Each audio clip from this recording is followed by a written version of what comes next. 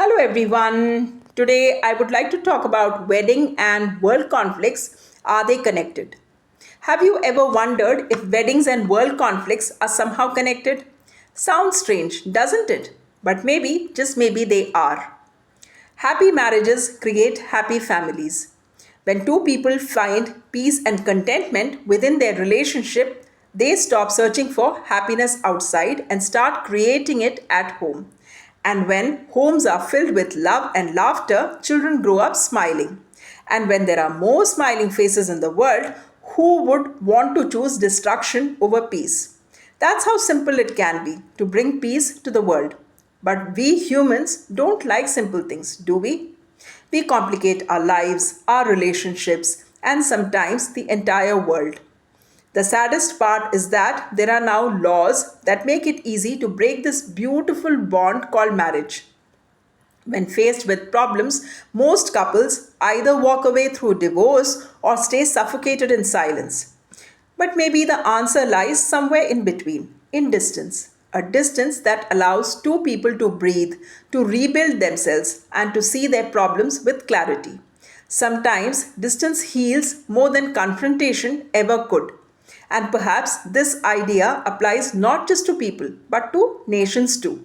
When two countries are at odds, a pause, a diplomatic distance can give space for reflection and dialogue instead of destruction. Of course, not all marriages are peaceful. Some are filled with pain and abuses. In such cases, real strength lies in saying no. No one remains a victim unless they choose to be. It takes courage, but it only takes a second to say no. Before marrying, people should take time to understand each other. That simple act of patience can prevent so many problems later. After all, no resources, emotional or material, should be wasted. And for those who choose not to marry a person, marry your work, your art, or your purpose in life. Because if you're not married to anything, any person, any goal, any purpose, frustration will eventually fill that space. And frustration, left unresolved, creates problems not only for oneself but for the world. Now, let's talk to the lawmakers for a moment. Centuries ago, there were no laws to separate people who chose to unite. Over time, circumstances changed, and laws for divorce were born. Laws that often leave deep scars on two families and on the innocent faces of children. Divorce doesn't just end a marriage, it breaks something inside the next generation too. Many children grow up doubting love itself because they've seen the pain of separation in their parents' eye. Imagine if adults were a little more sensible in handling relationships. The world could already be a much happier place. So here's a question for the lawmakers and change makers of the world.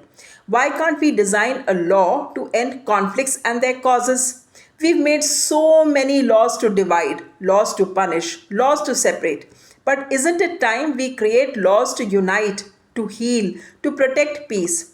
If battlefields are war rooms, then courtrooms can be peace rooms. And maybe all it takes is one simple global law.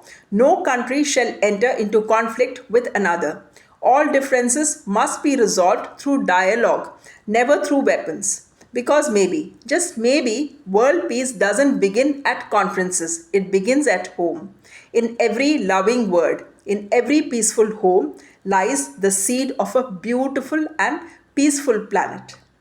Those are my thoughts about wedding and world conflicts. Do let me know your thoughts by writing in the comment section. That's all for the day. Thanks for watching and thanks for your time.